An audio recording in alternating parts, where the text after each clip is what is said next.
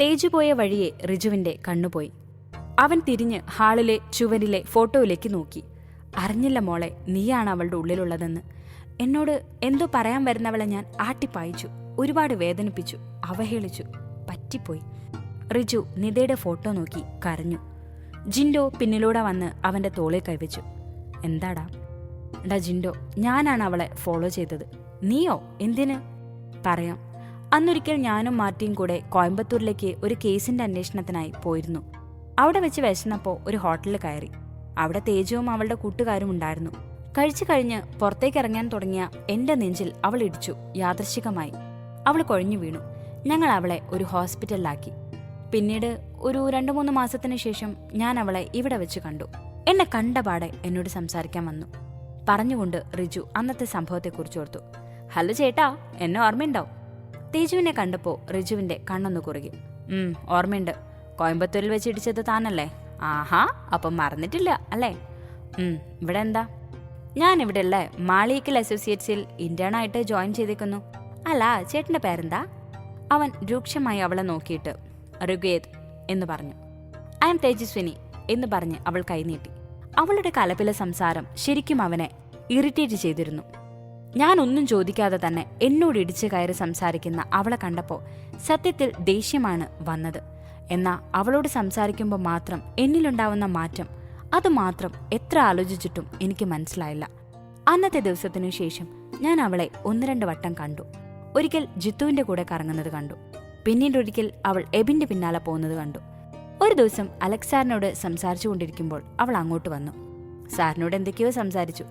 അവൾ പോകുന്ന പോക്കിൽ എന്നെ നോക്കി കണ്ണിറുക്കി കാണിച്ചു. എല്ലാം കൂടെ ആയപ്പോൾ അവളൊരു തന്റേടിയാണെന്ന് തോന്നി. 1.5 മാസം മുമ്പേ അവൾ ബിൽഡേഴ്സിൽ ജോയിൻ ചെയ്ത ദിവസം എന്നോട് സംസാരിക്കാൻ വന്നിരുന്നു. ഹലോ ചേട്ടാ, കണ്ടിട്ട് ഒരുപാട് ദിവസങ്ങളായല്ലോ. അതിന് നമ്മ തമ്മിൽ പരിചയമൊന്നുമില്ലല്ലോ. അങ്ങനെയല്ലല്ലോ, ഒന്നുമില്ലെങ്കിലും എന്നെ ആശുപത്രിയിലാക്കിയതല്ലേ. അത് ഞാൻ ചെയ്തൊരു ഉപകാരമാണ്. അതിനെന്നെ ഇങ്ങനെ ഇറിറ്റേറ്റ് ചെയ്യരുത്. ഞാൻ ചേട്ടനെ കണ്ടപ്പോൾ മിണ്ടിയതല്ലേ ഉള്ളൂ. ചേട്ടനിത് എന്തൊക്കെയാ പറയുന്നേ? ചേട്ടനെ കണ്ടപ്പോൾ സംസാരിക്കാൻ വന്നു, അതിനെന്തിനാ ഇത്രയും ചൂടാവുന്നത്? കണ്ട ആണുങ്ങളുടെ കൂടെ അഴിഞ്ഞാടി നടക്കുന്ന നിന്നെ പോലെയുള്ള പെണ്ണുങ്ങളോട് ഇതേപോലെ എനിക്ക് സംസാരിക്കാൻ പറ്റുള്ളൂ. ഹേയ്, സൂക്ഷിച്ച് സംസാരിക്കണം വാക്കുകൾ ഉപയോഗിക്കുമ്പോൾ. ഹോ, നിനക്കൊക്കെ ഇത്ര തന്നെ ധാരാളം. കോയമ്പത്തൂരിൽ നിന്ന് ഇവിടെ നിന്ന് പ്രോജക്റ്റ് എന്ന പേരിൽ താമസിക്കുന്നതൊക്കെ അഴിഞ്ഞാടാൻ വേണ്ടിയിട്ടല്ലേ? നിന്നെപ്പോലുള്ള കുറേ എണ്ണങ്ങളുണ്ട് അച്ഛനെ അമ്മയും പറയിപ്പിക്കാനായിട്ട്. അപ്പോഴേക്കും തേജുവിന്റെ കണ്ണ് നിറഞ്ഞു. ഞാൻ ചേട്ടനോട് കിന്നരിക്കാനല്ല വന്നത്. വെറുതെ എൻ്റെ അച്ഛനും അമ്മയ്ക്ക് പറയരുത്. ഇനി ഒരിക്കലും നമ്മൾ തമ്മിൽ സംസാരിക്കില്ല, അത് ഏതവസ്ഥയിലായാൽ പോലും. അന്ന് രക്ഷിച്ചതിന് ഒരുപാട് നന്ദിയുണ്ട്, താങ്ക്സ്. ഇത് പറയാൻ വേണ്ടിയാണ് ഇപ്പോൾ വന്നത്. ഇനി ഞാൻ ഒരിക്കലും സംസാരിക്കാൻ പോലും വരില്ല. Good bye. നിറ കണ്ണോടെ അവൾ അങ്ങനെ പറഞ്ഞപ്പോൾ എന്തോ നെഞ്ചിൽ കൊളുത്തി വലിക്കുന്ന പോലെ തോന്നി. എന്റെ കണ്ണുകൊണ്ട് കണ്ടതെല്ലാം തെറ്റായിരുന്നു എന്ന് എനിക്കിപ്പം മനസ്സിലായി. എന്റെ പ്രാണനാണ് അവളുടെ നെഞ്ചിലുള്ളതെന്ന് തിരിച്ചറിഞ്ഞില്ല ഞാൻ. അവളെ അല്ലടാ ഞാൻ ചീത്ത പറഞ്ഞത്. ആ ഹൃദയം തകർന്നിട്ടുണ്ടാവും അല്ലേ? ഡാ സാരമില്ല, അറിയാതെ സംഭവിച്ചതല്ലേ. നാളെ ഞാൻ തേജുവിനെ കണ്ട് സംസാരിച്ചോളാം. നീ ഇപ്പോൾ വീട്ടിലേക്ക് പൊയ്ക്കോ, ബാക്കിയെല്ലാം നമുക്ക് നാളെ സംസാരിക്കാം. റിജു നിതയുടെ ഫോട്ടോയിലേക്ക് നോക്കി. അവൻ പിന്നീട് അവിടെ നിന്നില്ല. ബൈക്കിന്റെ ചാവി മാർട്ടിയെ ഏൽപ്പിച്ച് വണ്ടിയെടുക്കാൻ പറഞ്ഞു. ജിൻഡോ നിതയുടെ ഫോട്ടോയിലേക്ക് നോക്കി. നിന്നെ അങ്ങനെയൊന്നും അവർക്ക് നശിപ്പിക്കാൻ കഴിയില്ലടി, കാരണം നീ ഞങ്ങളുടെ ചോണക്കുട്ടിയല്ലേ. ഇനി നിതയുടെ കഥയിലേക്ക് പോകാം. മാളിയേക്കൽ ജോസഫിന് 2 ആൺമക്കൾ, Abraham Joseph, Alex Joseph. Abraham ക്ഷമയുടെ നിറകുടമാണെങ്കിൽ അലക്സ് നേരെ തിരിഞ്ഞ പ്രകൃതം. എബ്രഹാമിന്റെ ഭാര്യ മേരിക്കുട്ടി പ്രസവത്തോടെ മരിച്ചു. അവർക്ക് ഒരേ ഒരു മകൾ നിതാര എന്ന നിതക്കുട്ടി. അലക്സിന് ഭാര്യ ഇന്ദു. ഇന്റർകാസ്റ്റ് മാരേജ് ആയിരുന്നു. അവർക്ക് 2 മക്കൾ, ജിനുവും ജിൻഡോയും. നിത അവസാന വർഷ LLB വിദ്യാർത്ഥിനി. ഗവൺമെന്റ് ലോ കോളേജിലാണ് പഠിക്കുന്നത്. ജിനു 2ാം വർഷ ബിരുദ വിദ്യാർത്ഥിനി. സീക്രട്ട് ഹാർട്സിൽ പഠിക്കുന്നു. ജിൻഡോ MBAക്കും പഠിക്കുന്നു. നിതയ്ക്ക് പെട്ടെന്ന് ദേഷ്യം വരും. അലക്സിനെ പോലെ മുന്നും പിന്നും നോക്കില്ല. അതേ കോളേജിലാണ് റിജു എന്ന ഋഗ്വേദം പഠിക്കുന്നത്. റിജുവിന്റെ ചങ്കാണ് നിത. അവൾ അറിയാതെ അവളെ സ്നേഹിക്കുന്ന ചങ്ക്. അവൾക്ക് ബിസിനസ് ലോ ആയിരുന്നു താല്പര്യം. പഠിക്കുമ്പോൾ തന്നെ ഒരുപാട് മാഫിയാസിനെ കുറിച്ച് അവൾ റിപ്പോർട്ടുകൾ തയ്യാറാക്കുമായിരുന്നു. എബ്രഹാമിന് മാളിയേക്കൽ ബിൽഡേഴ്സ് എന്ന സ്ഥാപനവും ഒരു സൂപ്പർ മാർക്കറ്റുമുണ്ട്. അലക്സ് ഹൈക്കോടതിയിൽ വക്കീലാണ്. മക്കൾ 2 പേർക്കും നിയമം പഠിക്കാൻ താല്പര്യമില്ലായിരുന്നു. എന്നാൽ നിതയ്ക്കായിരുന്നു അതിനെല്ലാം താല്പര്യം. ജോസഫ് മരിച്ചതിൽ പിന്നെ എബ്രഹാമിനായിരുന്നു ബിസിനസ് എല്ലാം നോക്കുന്ന പണി. ഒരു ദിവസം എബ്രഹാം വലിയ ടെൻഷനിലായിരുന്നു. അപ്പാ, എന്താ അപ്പാ ടെൻഷൻ അടിച്ചിരിക്കുന്നേ? ഹേയ്, ഒന്നുമില്ല നെതക്കുട്ടി. അപ്പൻ കമ്പനിയിലെ കാര്യങ്ങളൊക്കെ നോക്കായിരുന്നു. അതിലെന്താ ഇത്രയ്ക്ക് നോക്കാനുള്ളേ? ഒന്നുമില്ല, മോള് കഴിച്ചു കിടന്നോ, അപ്പന് കുറച്ച് ഫയലുകൾ നോക്കാനുണ്ട്. ശരി. നിത ഒന്നിരുത്തി മൂളിക്കൊണ്ട് റൂമിലേക്ക് പോയി. എബ്രഹാം കുറച്ചു ദിവസത്തേക്ക് ആകെ അസ്വസ്ഥനായിരുന്നു. ബിൽഡേഴ്സ് ചെയ്ത പ്രോജക്റ്റിലെല്ലാം ആരോ ബിനാമി ഏർപ്പാട് നടത്തി തിരിമറികൾ നടത്തിയിരിക്കുന്നു. ആരാണെന്ന് ഒരു പിടിയുമില്ല. ഇതിനെ തുടർന്ന് ഓഫീസിൽ എല്ലാവരോടും എബ്രഹാം ആദ്യമായി ദേഷ്യപ്പെട്ടു. തുടരെ ബിൽഡേഴ്സ് പിടിക്കുന്ന ടെൻഡറുകളെല്ലാം നഷ്ടമാവാൻ തുടങ്ങി. ചില്ലറ നഷ്ടങ്ങളല്ലായിരുന്നു, ഒരു ചെക്ക് ബൗൺസ് ആയപ്പോഴാണ് തിരിമറികളെല്ലാം സ്വന്തം ഓഫീസിലെ ചില ചാരന്മാർ ചോർത്തി കൊടുത്തതായുള്ള അറിവ് കിട്ടിയത്. ചെക്ക് കേസായി. അലക്സ് തന്നെയാണ് കേസ് വാദിച്ചത്. പക്ഷേ തോറ്റുപോയി. ഷെയർ ഹോൾഡേഴ്സ് എല്ലാവരും ഇതിനകം പിന്മാറി. എബ്രഹാം എല്ലാം കൊണ്ടും തീർത്തും തോറ്റുപോയി. നിത ഇതെല്ലാം അറിയുന്നുണ്ടായിരുന്നു. അവളുടെ എക്സാം കഴിഞ്ഞപ്പോൾ തന്നെ അലക്സിന്റെ ജൂനിയറായി അവളും റിജുവും ജോയിൻ ചെയ്തു. ആദ്യത്തെ കേസ് തന്നെ സ്വന്തം അപ്പന്റെ ക്ലോസായ വണ്ടിച്ചെക്ക് കേസ് അവൾ വീണ്ടും റീഓപ്പൺ ചെയ്തുകൊണ്ടായിരുന്നു. അവളുടെ മാഫിയകളുടെ റിപ്പോർട്ട് തയ്യാറാക്കിയ കൂട്ടത്തിൽ അവൾ വിടാതെ പിന്തുടർന്ന ഒരാളായിരുന്നു കുന്നുമേൽ ജോർജ് കുട്ടി. അയാളുടെ ബിനാമിയായിരുന്നു ഈ വണ്ടിച്ചെക്കിന്റെ വാദി. അന്ന് വാദിഭാഗം വക്കീലായി മുരളീധര നാടാറായിരുന്നു വാദിച്ചിരുന്നത്. ജോർജ് കുട്ടിയുടെ വക്കീൽ, ആനയെ ആടാക്കുന്ന വാക്സാമർഥ്യം. അയാൾ തന്നെയായിരുന്നു കേസ് റീഓപ്പൺ ചെയ്തപ്പോഴും വാദിക്കാൻ വന്നിരുന്നത്. ആദ്യമൊക്കെ കേസ് വാദിക്കുമ്പോൾ ജഡ്ജിന് ചെവി കേൾക്കുന്നുണ്ടായിരുന്നില്ല. കേസ് റീഓപ്പൺ ചെയ്തതിന് കുറെ ചോദ്യങ്ങൾ വേറെയുമുണ്ടായിരുന്നു. നിത പിന്നെ എല്ലാറ്റിനും ഒരുങ്ങി വന്നതുകൊണ്ട് അവൾ തയ്യാറാക്കിയ റിപ്പോർട്ട് ആദ്യം സമർപ്പിച്ചു. ജോർജ് കുട്ടിയുടെ ബിനാമി ഏർപ്പാടുകൾ അനധികൃതമായി ബിൽഡിംഗ് പണിയുക, എന്നിട്ട് മറച്ചു വിൽക്കുക തുടങ്ങി നിയമവിരുദ്ധമായി ചെയ്യുന്ന ഒരുപാട് കാര്യങ്ങൾ തെളിവോടുകൂടെ അവൾ വാദിക്കാൻ തുടങ്ങി. മുരളീധര നാടാർ വെള്ളം കുടിച്ചു. വക്കീൽ പണി തുടങ്ങി ഇത്രയും കാലത്തിനിടയിൽ തോൽവി അറിയാത്ത മുരളീധര നാടാർ ആദ്യമായി തോൽവിയുടെ രുചി അറിഞ്ഞു. കേസിൽ വാദി പ്രതിയായി, പ്രതി വാദിയായി, പ്രതി ബിനാമി അല്ലാതെ ജോർജ് കുട്ടിയായി. ഇതായിരുന്നു ആദ്യത്തെ ഏറ്റുമുട്ടൽ. അവിടുന്ന് തുടങ്ങി ജോർജ് കുട്ടിയും നിതയുമായുള്ള ശത്രുത. കേസ് ജയിച്ച സന്തോഷത്തിലായിരുന്നു നിത. പക്ഷേ എബ്രഹാമിന് പേടിയായിരുന്നു. ജോർജ് കുട്ടി റബ്ബർ പ്ലാന്ററാണ്, എന്തും ചെയ്യാൻ മടിയില്ലാത്തവൻ. നേരിട്ട് പരിചയമില്ലെങ്കിലും എബ്രഹാമിന് ജോർജ് കുട്ടിയെ നന്നായി അറിയാമായിരുന്നു. എന്തു മോഹിച്ചാലും കുറുക്കുവഴിയിലൂടെ എങ്ങനെയെങ്കിലും കാര്യം സാധിച്ചെടുക്കും. അതിനു കൂട്ടായ ഒരു വക്കീലും ഒരു ഡോക്ടറും. എബ്രഹാമിന് നിതയെ ആലോചിച്ചായിരുന്നു ആവലാതി. അവൾക്ക് തെറ്റെന്ന് തോന്നിയാൽ പിന്നെ ആ തെറ്റിനെ കീറിമുറിച്ച് പോസ്റ്റ്മോർട്ടം ചെയ്ത് സംസ്കരിച്ചാൽ മാത്രമേ ആശ്വാസം കിട്ടൂ. ആ കേസിൽ ജയിച്ചത് കാരണം വീണ്ടും ഷെയർ ഹോൾഡേഴ്സ് എല്ലാവരും തിരിച്ച് ബിൽഡേഴ്സിൽ തന്നെ പണം നിക്ഷേപിച്ചു. നിത ഏറ്റെടുക്കുന്ന എല്ലാ കേസുകളിലും ഒരു പ്രത്യേകത കൊണ്ടുവരാൻ ശ്രമിച്ചു. അതിനാൽ തന്നെ ചുരുങ്ങിയ കാലയളവിൽ അവൾക്ക് നല്ലൊരു സ്ഥാനം കിട്ടി. റിജു പലപ്പോഴും തന്റെ ഇഷ്ടം പറയാൻ ഒരുങ്ങി. അവൻ നിതയെ കാണുമ്പോഴൊക്കെ മനസ്സ് കൈവിട്ടു പോകുന്നതുകൊണ്ട് ഒന്നും തുറന്നു പറയാൻ കഴിഞ്ഞില്ല. എന്നാലും അവന്റെ പ്രണയം ഉള്ളിൽ ആഴത്തിൽ വേരൂന്നിക്കൊണ്ടിരുന്നു. നിതയുടെ പിറന്നാൾ ഗംഭീരമാക്കാൻ എബ്രഹാമും അലക്സും തീരുമാനിച്ചു. ഇന്ദു നിതയ്ക്കായി പ്രത്യേക സദ്യ തന്നെ ഒരുക്കി. ആ വീട്ടിൽ എന്തുണ്ടാക്കിയാലും ആദ്യം ഇന്ദു നിതയ്ക്ക് കൊടുത്തിട്ടേ വേറെ ആർക്കും കൊടുക്കൂ. ഇന്ദു ആ വീട്ടിലേക്ക് മരുമകളായിട്ട് വരുമ്പോൾ നിത മേരിയുടെ വയറ്റിലായിരുന്നു. പിന്നീട് മേരി മരിച്ചതിൽ പിന്നെ ഇന്ദു ആണ് അവളെ നോക്കിയിരുന്നത്. അവളായിരുന്നു ഇന്ദുവിന്റെ മൂത്ത മകൾ. അങ്ങനെ ആ വീട് നിതയുടെ പിറന്നാളിന് വേണ്ടി ഒരുങ്ങി. രാവിലെ എഴുന്നേറ്റ് പള്ളിയിൽ പോയി വന്ന് പ്രാർത്ഥിച്ച് അവൾ തിരിച്ചെത്തി. റൂമിൽ കയറിയ നിതയുടെ കണ്ണ് തള്ളിപ്പോയി. റൂമിൽ മുഴുവൻ അവളുടെ കുഞ്ഞുനാളിലുള്ള ഫോട്ടോസെല്ലാം നല്ല ഭംഗിയായി അലങ്കരിച്ചിരിക്കുന്നു. റെഡ് റോസ് ബൊക്കെ വെച്ചിരിക്കുന്നു. കൂടെ ഒരു നോട്ടും. ഒരു സാരി വെച്ചിട്ടുണ്ട് കട്ടിലിൽ. അതെടുത്തോണ്ട് താഴോട്ട് വരിക. ഇതാര സാരിയൊക്കെ ഇവിടെ വെക്കാൻ? ആരെങ്കിലും ആവട്ടെ. അവൾ കട്ടിലേക്ക് നോക്കി. ഒരു ഗിഫ്റ്റ് റാപ്പറിൽ പൊതിഞ്ഞു വെച്ചിരിക്കുന്നു. തുറന്നു നോക്കിയപ്പോൾ ഒരു പീച്ച് കളറിൽ എംബ്രോയിഡറി ചെയ്ത സാരി. അതുടുക്കാൻ വേണ്ടി നിവർത്തിയപ്പോൾ അതിൽ അവളുടെ പേരെഴുതി ഐ ലവ് യു എന്ന് മനോഹരമായി മുത്തുകൾ കൊണ്ട് വെച്ചു പിടിപ്പിച്ചിരിക്കുന്നു. അവളുടെ കണ്ണുകൾ വിടർന്നു. അവളിൽ ഒരു പുഞ്ചിരി തത്തിക്കളിച്ചു. അവൾ സാരി ഉടുത്ത് പുറത്തേക്കിറങ്ങി. ഹാളിൽ അപ്പ, അപ്പായി, ഇന്ദു അമ്മ, ജിൻഡോ, ജിനു. നടുവിലായി കേക്ക് കൊണ്ടുവച്ചിരിക്കുന്നു. പോപ്പർ പൊട്ടിച്ച് കേക്ക് കട്ട് ചെയ്ത് അപ്പയ്ക്ക് കൊടുത്തു. ഭക്ഷണമെല്ലാം കഴിഞ്ഞ് അവൾ റൂമിൽ കയറി വാതിലടച്ചു. അവൾ ഫോണെടുത്ത് റിജുവിനെ വിളിച്ചു. വീഡിയോ കോൾ ആയിരുന്നു. റിജു അവളെ കണ്ട പാടെ ഒന്ന് ചിരിച്ചു. സാരി നന്നായിട്ടുണ്ട്. ആണോ? ശരി, വരവ് വെച്ചിരിക്കുന്നു. റിജുവിന് തന്നെ കാണുമ്പോൾ ഉണ്ടാവുന്ന പതർച്ചയും ഒഴിഞ്ഞുമാറ്റവുമെല്ലാം അവൾ ശ്രദ്ധിക്കുന്നുണ്ടായിരുന്നു. എന്താ മോനെ ഉദ്ദേശം? എന്തുദ്ദേശം? ഒരു ഇള്ളാക്കുഞ്ഞു വന്നിരിക്കുന്നു. ആർക്കാടാ ഇവിടെ പ്രേമം? പ്രേമമോ? ആർക്ക്? റിജു, മര്യാദയ്ക്ക് പറഞ്ഞോ, നിന്നെ ഇന്നും ഒന്നിലെ കാണാൻ തുടങ്ങിയതല്ല. നീയല്ലേ ഈ സാരി ഇവിടെ കൊണ്ടുവന്നു വെച്ചത്? നീ എന്തൊക്കെയാ പറയുന്നത്? ഞാനോ സാരിയോ? ഒന്ന് പോവണ്ണേ, വേറെ പണിയില്ല. ശരി, നീ തന്നതല്ലല്ലോ, അപ്പൊ പിന്നെ ഇതാരാ? നിന്റെ പ്രേതമോ? നിത കയ്യിലുള്ള വേറൊരു ഫോൺ തുറന്നിട്ട് അതിലുള്ള CCTV ഫുട്ടേജ് കാണിച്ചു കൊടുത്തു. വീടിന്റെ മുന്നിൽ ജിൻഡോയുടെ കയ്യിലേക്ക് റിജു വെച്ചു കൊടുക്കുന്ന ഒരു കവർ. അവൻ അത് കണ്ട് അവൾക്കൊരു വളിച്ച ചിരി പാസാക്കി. ഇപ്പോഴങ്ങനെയുണ്ട്? നീയല്ലേ ഈ സാരി കൊണ്ടുവന്നത്? നീയല്ലേ അപ്പോ ഐ ലവ് യു എന്ന് എഴുതിയത്? അവനൊന്നും മിണ്ടിയില്ല. നിത, സത്യത്തിൽ നിന്റെ ഫ്രണ്ട്ഷിപ്പ് പോവോ എന്നുള്ള ഭയത്താലാണ് ഞാൻ പറയാതിരുന്നത്. നീ എൻ്റെ മനസ്സിൽ കയറിയത് കോളേജിൽ വന്ന ആദ്യ ദിവസം തന്നെയായിരുന്നു.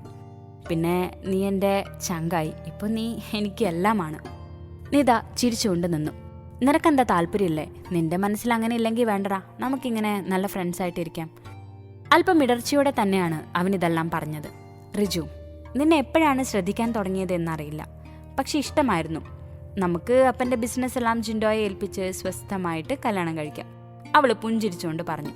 റിജുവിൻ്റെ കണ്ണുകൾ തിളങ്ങി. അവളെ തന്നോട് ചേർത്ത് പിടിക്കാൻ തോന്നി. നിന്റെ ആഘോഷങ്ങളൊക്കെ കഴിയട്ടെ, നാളെ ഓഫീസിൽ വരുമ്പോൾ കാണാം. അങ്ങനെ പരസ്പരം പറയാതെ സൂക്ഷിച്ച പ്രണയം അന്ന് രണ്ടുപേരും അങ്ങോട്ടും ഇങ്ങോട്ടും പങ്കുവച്ചു. പിന്നീട് അങ്ങോട്ട് അവരുടെ നിശബ്ദ പ്രണയമായിരുന്നു. ആർക്കും അത്രയും സംശയം തോന്നാത്ത രീതിയിലുള്ള പ്രണയം.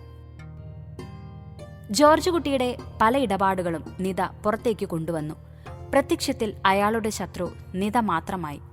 ഒരു പീറ പെണ്ണ് എന്റെ എല്ലാ കണക്കുകൂട്ടലുകളും തെറ്റിക്കുന്നു.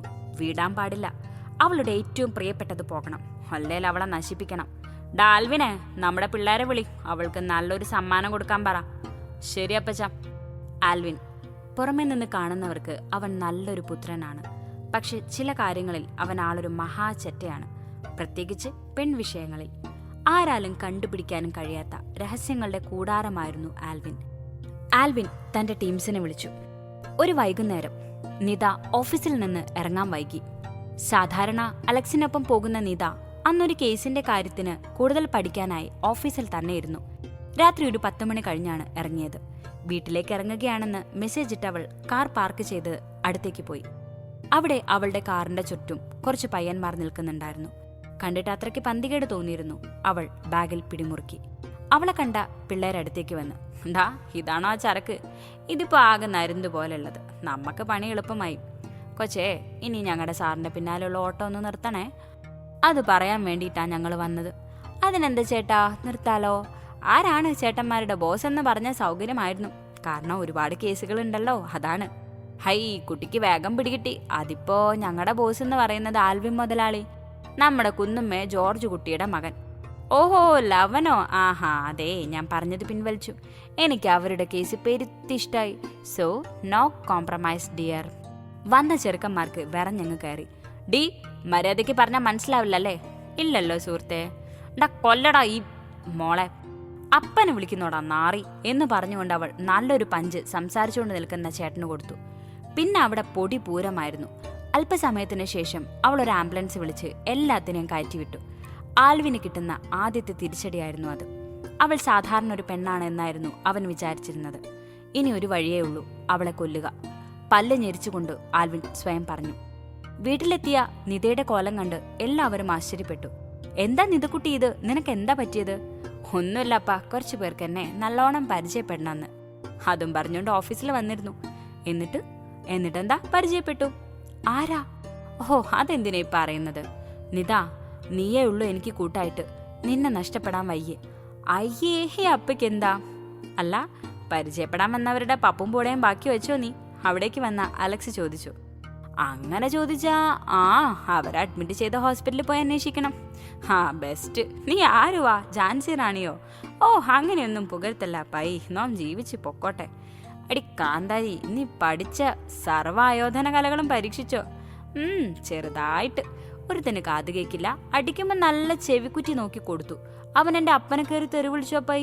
അപ്പം ഞാൻ വെറുതെ ഇരിക്കോ? അങ്ങോട്ട് ചൊറിയാൻ വന്നപ്പോ നന്നായിട്ടൊന്ന് മാന്തി കൊടുത്തു. എടി, പോലീസ് കേസ് ആവണ്ട. ഓ, ആ അടി കിട്ടിയവന്മാരൊന്നും വായ തുറക്കാൻ പോകുന്നില്ല. കർത്താവേ, അപ്പായി ഒന്നുമില്ല എൻ്റെ പൊന്നെ. അല്ല, നിനക്ക് വയസ്സ് കൂടുന്നു. ജിനുവിന് നല്ലൊരു പ്രപ്പോസൽ വന്നിട്ടുണ്ട്. നീ ഉള്ളപ്പോൾ എങ്ങനെയാ നടത്തുന്നേ? നിനക്കും അന്വേഷിക്കട്ടെ? വേണ്ടപ്പായി, ഇപ്പോഴായിട്ടില്ല. നമ്മുടെ കമ്പനി മെല്ലെ ഒരു കരക്കടുപ്പിച്ചിട്ടേ ഉള്ളൂ. അതുകൊണ്ട് കുറച്ച് സമയം തരൂ. പിന്നെ ഞാൻ ബാംഗ്ലൂരിലൊരു ഡിപ്ലോമ കോഴ്സ് എടുത്തിട്ടുണ്ട്. അതിൻ്റെ പേപ്പേഴ്സൊക്കെ ശരിയാക്കണം. എന്തിൻ്റെ കോഴ്സ്? Business law. എനിക്കതൊന്ന് പഠിക്കണം. അത് കഴിഞ്ഞ് ഞാൻ പറയാം.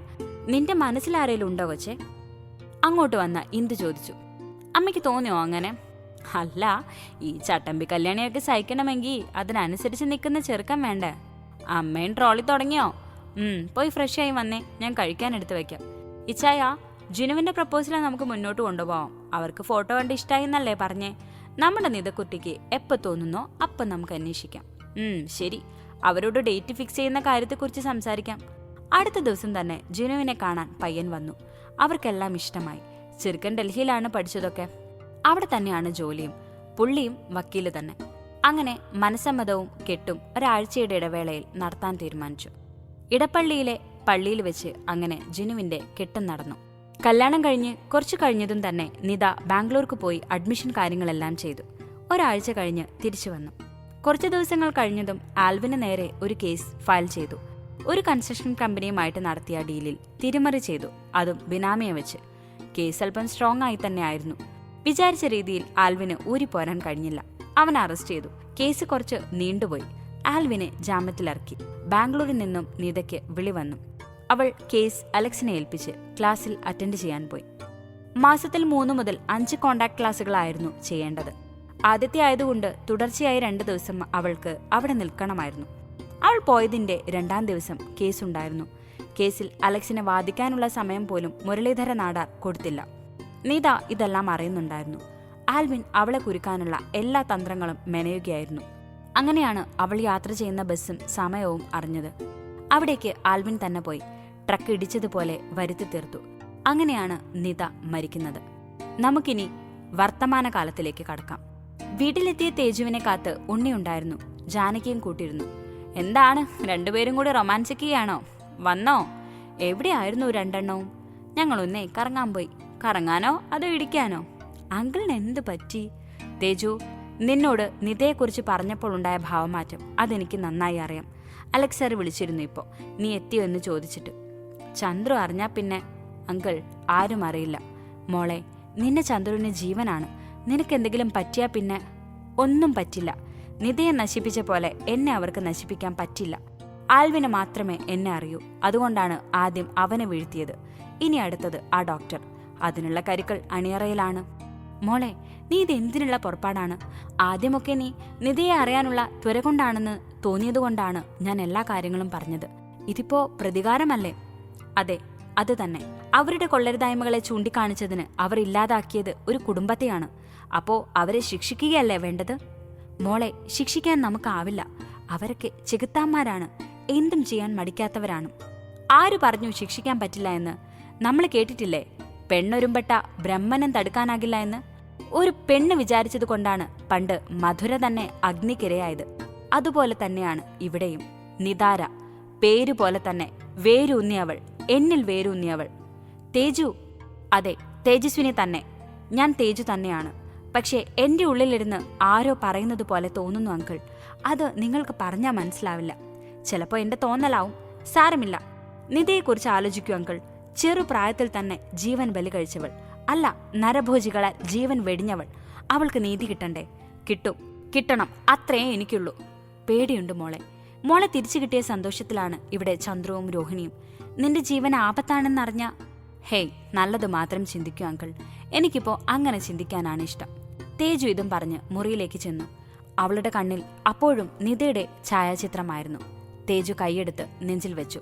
നിനക്ക് നീതി ലഭിക്കും നിത. ആസ്റ്റർ ഹോസ്പിറ്റലിൽ ഐസിയുവിന് മുന്നിൽ അക്ഷമനായി നിൽക്കുകയായിരുന്നു ജോർജ് കുട്ടിയും എബിനും. വാതിൽ തുറന്ന് ചില ഡോക്ടേഴ്സ് പുറത്തേക്ക് വന്നു.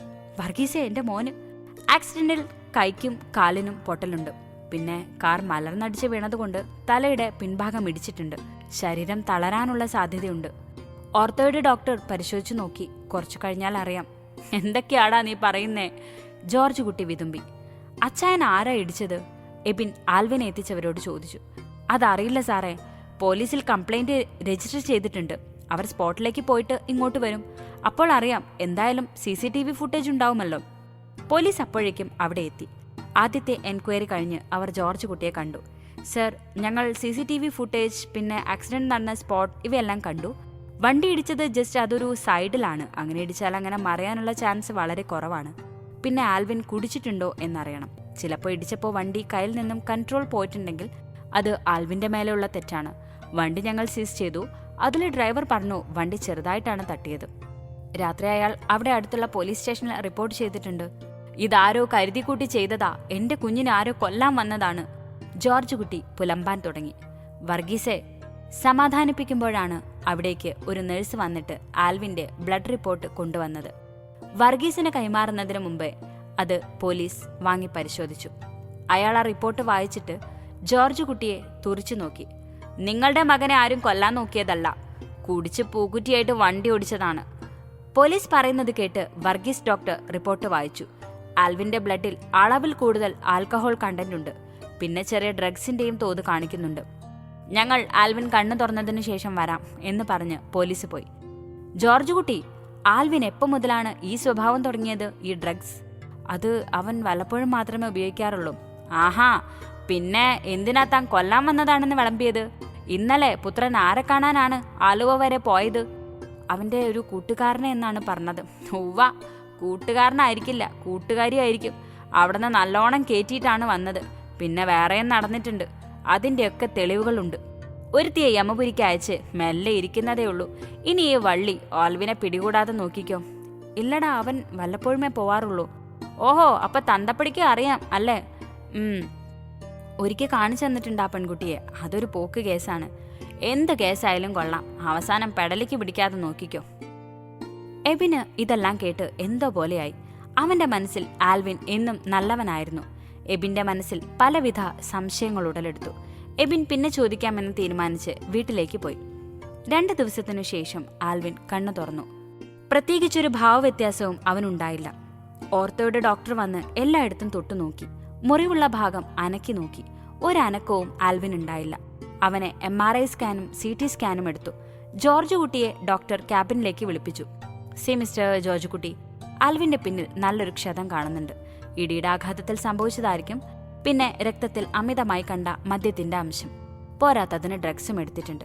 മുന്തിയ ഇനം ഡ്രഗാണ് ഉപയോഗിച്ചിരിക്കുന്നത്. ചിലരിതെല്ലാം അല്പനേരത്തെ സുഖത്തിനു വേണ്ടി ഉപയോഗിക്കുന്നതാണ്. പക്ഷേ ആൽവിൻ ഡോസ് കൂട്ടിയിട്ടാണ് എടുത്തിരിക്കുന്നത്. അതുകൊണ്ട് തന്നെ അവന്റെ ശരീരം തിരിച്ചു പ്രവർത്തിച്ചു. ആൽവിനിനെ എഴുന്നേറ്റ് നടക്കാൻ കുറച്ച് ബുദ്ധിമുട്ടാണ്.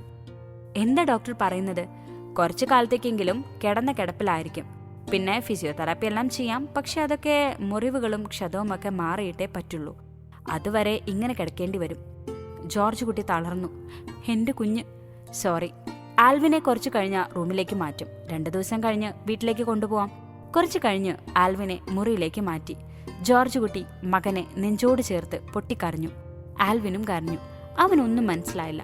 പിന്നീട് വർഗീസ് വന്ന് പറഞ്ഞുകൊടുത്തു. അവനാകെ മരിച്ച അവസ്ഥയായിരുന്നു. 2 ദിവസം കഴിഞ്ഞ് അവനെ വീട്ടിലേക്ക് കൊണ്ടുവന്നു. ഇതെല്ലാം തേജു അറിയുന്നുണ്ടായിരുന്നു. തേജു നെഞ്ചിൽ കൈവച്ചു പറഞ്ഞു, ആദ്യത്തെ എതിരാളി വീണു. ഇനി ബാക്കി 4 പേർ. അടുത്ത ദിവസം തേജു ഓഫീസിലിരിക്കുകയായിരുന്നു. ഓഫീസിലുള്ള ഫയൽസ് എല്ലാം നോക്കി. ടാക്സ് ബെനഫിറ്റ്സ്, ശമ്പളം ഇതെല്ലാം കൊടുക്കുന്ന തീയതിയെല്ലാം ഒരു ഫയലിൽ എഴുതിയിരുന്നു. അതിൽ ഓരോരുത്തർക്കും കൊടുക്കുന്ന ശമ്പളം ഇതെല്ലാം നോക്കുന്ന സമയത്ത് അവൾ എല്ലാവരുടെയും മൊബൈൽ നമ്പർ, എക്സ്റ്റൻഷൻ നമ്പർ എന്നിവയെല്ലാം കുറിച്ചെടുത്തു. അവരുടെ എല്ലാം കോൾ ലിസ്റ്റ് എടുത്തു നോക്കി. നിത മരിക്കുന്ന സമയത്തും അതിനു മുമ്പും അതിനുശേഷവും ഒരു 2 മാസക്കാലം, അതായത് നിതയുടെ അപ്പൻ മരിക്കുന്ന സമയം വരെ ഒരാളുടെ എക്സ്റ്റൻഷനിൽ നിന്നും ഒരു നമ്പറിലേക്ക് മാത്രം വിളി പോയിരിക്കുന്നു. ആ നമ്പർ കുന്നുമ്മേൽ പ്ലാന്റേഷൻസിലേക്കായിരുന്നു. കോട്ടയത്തേക്ക് വിളിക്കാൻ ഇവിടെ ആരാ ഉള്ളത്? തേജു തല പുകഞ്ഞ് ആലോചിച്ചു. അവൾ CCTV ഉള്ള മുറിയിലേക്ക് പോയി. എല്ലാ ക്യാമറകളും പ്രവർത്തിക്കുന്നുണ്ടോ എന്ന് പരിശോധിച്ചു. അവിടെയുള്ള ചേട്ടനോട് പറഞ്ഞിട്ട് 1 വർഷത്തിനു മുന്നേയുള്ള ഡ്രൈവ് അവളുടെ ലാപ്ടോപ്പിൽ ഷെയർ ചെയ്തു. കുന്നുമ്മേൽ ഗ്രൂപ്പിലേക്ക് അപ്പോ ഇവിടെ നിന്നും ആരോ ഒരാൾ ചാരപ്പണി ചെയ്തിട്ടുണ്ട്. പക്ഷേ നിത മരിച്ചു കഴിഞ്ഞും എന്തിനാണ് ഇവിടെ നിന്ന് കോൾ പോയിരിക്കുന്നത്? തേജുവിന് എത്ര ആലോചിച്ചിട്ടും പിടികിട്ടിയില്ല. പിന്നെ എല്ലാവരുടെയും ലിസ്റ്റ് ഒന്നുകൂടെ പരിശോധിച്ചു. അതിൽ ഒരാളുടെ പേര് മാത്രം ഒന്ന് സ്ട്രൈക്കായി. വിപിൻ നാടാർ. നാടാർ നാടാർ. പലവട്ടം അവൾ ആ പേര് ചൊല്ലി വിളിച്ചു. വേഗം പോയി HR റിക്രൂട്ട്മെന്റ് ഫയൽ എടുത്തു നോക്കി. അതിൽ വിപിന്റെ CV ഉണ്ടോ എന്ന് നോക്കി. അവന്റെ റിക്രൂട്ട്മെന്റ് മാത്രം ജസ്റ്റ് ഒരു വീഡിയോ ഇന്റർവ്യൂ. ബാക്കി സമയം മുഴുവൻ നടന്ന ഇന്റർവ്യൂ എല്ലാം ഫേസ് ടു ഫേസ്. ഇത് മാത്രം എങ്ങനെ നടന്നു? വിപിൻ ജോയിൻ ചെയ്തത് ചെക്ക് കേസിൽ നിത ജയിച്ചതിന് ശേഷം. അതെ, അതേ സമയത്ത് തന്നെയാണ് ജിൻഡോ ജോയിൻ ചെയ്യുന്നത്. ഇനി ജിൻഡോയുടെ കൂട്ടുകാരനായിരിക്കുമോ? ഇൻസ്റ്റയിൽ അവന്റെ വിവിധ തരം ഫോട്ടോസ്. ഒരെണ്ണത്തിൽ വിപിന്റെ കൂടെയുള്ളത് ജിൻഡോ. ഏതോ കോളേജ് കോമ്പൗണ്ട് പോലെയുണ്ട്. കുറെ താഴത്തേക്ക് പോയപ്പോൾ മൈ ബെസ്റ്റി എന്ന ക്യാപ്ഷൻ കൊടുത്തിട്ട് ഒരു ഫോട്ടോ ഇട്ടിരിക്കുന്നു. തേജുവിന്റെ കണ്ണ് തള്ളിപ്പോയി. ആൽവിനും വിപിനും. കുറച്ചുകൂടി പോയപ്പോൾ ഏതോ സ്കൂൾ ഫോട്ടോ, കൂടെ ആൽവിനും. ഹോ, അപ്പ ചങ്കാണ് കൂട്ടുകാരൻ. ഒറ്റാൻ വേണ്ടി ഇങ്ങോട്ട് കൊണ്ടുവന്നതാണല്ലേ. നല്ലോണം ഒറ്റി കൊടുക്കാടാ. 1 വർഷം മുന്നേ വരെ ആൽവിനായിരുന്നു പ്ലാന്റേഷൻസ് നോക്കുന്നുണ്ടായിരുന്നത്. അപ്പോൾ വിപിൻ ഇവിടെ നിന്ന് ടെൻഡറിന്റെ കാര്യങ്ങളെല്ലാം ചോർത്തുന്നു. അവിടെ ആൽവിൻ അതിനനുസരിച്ച് ഓരോരോ ചതിക്കുഴികൾ ഉണ്ടാക്കുന്നു. ബലേ ഭേഷ്, നന്നായിരിക്കുന്നു. ആർക്കും കണ്ടുപിടിക്കാൻ പറ്റാത്ത ചതി. മോനെ വിപിനെ, ഇനി നിനക്കുള്ള കെണി ഞാനൊരുക്കാം. തൽക്കാലം ഡോക്ടർ അവിടെ നിൽക്കട്ടെ. മകനിലൂടെ അച്ഛൻ്റെ അടുത്തെത്താം. അപ്പൊ തുറപ്പ് ചീട്ടായി മകൻ തന്നെ നിൽക്കട്ടെ. അവളൊരു ഫയലെടുത്ത് ജിൻഡോയുടെ മുറിയിലേക്ക് പോയി. മുറിയിൽ അനുവാദം ചോദിച്ച് കയറിയപ്പോൾ വിപിനും ജിൻഡോയും മാർട്ടിനും റിജുവും എല്ലാവരും ചേർന്ന് കത്തിയടിച്ചുകൊണ്ടിരിക്കുകയാണ്. അവൾ ഉള്ളിലേക്ക് കയറി ഫയൽ ജിൻഡോയെ ഏൽപ്പിച്ചു. അവൾ അതിലൊരു നോട്ട് മാത്രം എഴുതിയിരുന്നു. കൂടെ നിന്ന് കാലുവാരുന്ന ഒരാൾ നിങ്ങളുടെ കൂടെ തന്നെയുണ്ട്. എ മാസ്റ്റർ ബ്രെയിൻ, ടെൻഡറുകൾ ചോർത്തി കൊടുക്കുന്ന അതിബുദ്ധിമാൻ. അവൻ ഫയലിലേക്കും അവളുടെ മുഖത്തേക്കും മാറി മാറി നോക്കി. ഇതെന്താ? ഈ മാസത്തെ ശമ്പളത്തിന്റെ എക്സൽ ഷീറ്റാണ്. സൈൻ വേണമായിരുന്നു പ്രോസസ് ചെയ്യാൻ. ശരി. വിപിന്റെ കണ്ണ് തേജുവിലായിരുന്നു. എന്നും കാണുമെങ്കിലും ഇങ്ങനെ അടുത്തു നിന്ന് സംസാരിക്കുന്നത് ആദ്യമായാണ്. അവന്റെ നോട്ടം റിജുവും ജിൻഡോയും ശ്രദ്ധിച്ചു. മാർട്ടിൻ പിന്നെ ഫോണിൽ കുത്തിക്കൊണ്ടിരിക്കുകയായിരുന്നു. പെട്ടെന്നാണ് തേജുവിന്റെ ഫോൺ അടിക്കുന്നത്. അവൾ ഫോണിലേക്ക് നോക്കി. ഗൗരവായിരുന്നു. ആദ്യക്കായുള്ള റെക്കമെൻഡേഷന് വേണ്ടിയായിരിക്കുമെന്ന് തോന്നി. എടുക്കണോ വേണ്ടയോ എന്നുള്ള കൺഫ്യൂഷനിൽ നിൽക്കുകയായിരുന്നു. അവസാനം അവൾ ഫോൺ എടുത്തു. ഹലോ തേജ. നീ എപ്പോഴാണ് ഇങ്ങോട്ട് വരുന്നത്? ഒരു 2 ദിവസം ലീവ് എടുത്ത് ഇങ്ങോട്ട് വാ. എന്താ കാര്യം? ഒരു ഹെൽപ്പായിരുന്നു. എന്ത് ഹെൽപ്പ്? എടി, എനിക്ക് ഫോണിൽ പറയാൻ പറ്റില്ല. നിനക്ക് വരാൻ പറ്റുമോ?